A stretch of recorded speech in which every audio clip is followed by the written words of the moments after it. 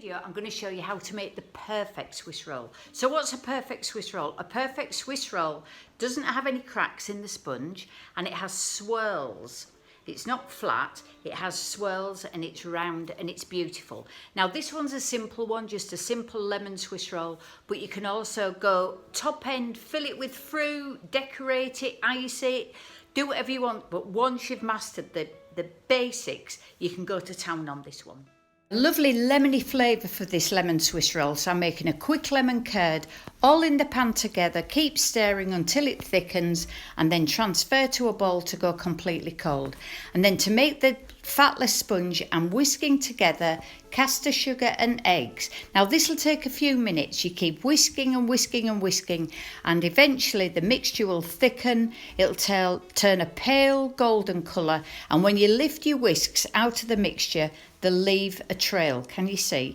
And then you know it's time to add your flour. So I sift in the plain flour, add my lemon zest and then start stirring. Now I've left this at real time so that you can see I'm stirring slowly and methodically, and you'll think, is this flour never ever going to get mixed in? And you'll always get a collection of flour on the inside of your spoon, so scrape that off. But once you've got all your flour mixed in, then you can transfer it to your tin, and this mixture will not find its own level. So what you have to do is, once you've tipped it all into your tin, then use the back of a spoon or an angled palette knife to gently push it around and into the corners and make sure it's completely level. And then this will bake for between 8 and 10 minutes until it's just a pale golden colour.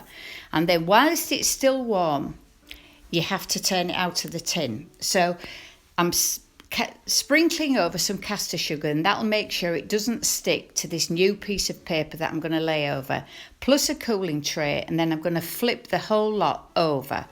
Remove the first cooling tray and the baking tray, that's still hot, and then carefully remove the baking paper, first from one side and then from the other side. And then once you've removed the paper, this is still warm by the way, then we have to roll up this sponge, and that will prevent it cracking. So we roll it up in its warm state using that piece of paper as an aid, and folding the paper as you go inside the sponge, not too tightly, quite loosely folded, and then lay that on a cooling tray to go completely cold.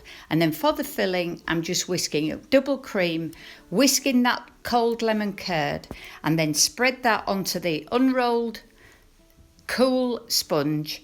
And then using that piece of paper again, that will help me to roll up the Swiss roll, transfer it to a serving plate, a dusting of caster sugar, trim the ends, and you have got the most perfect, beautiful lemon Swiss roll.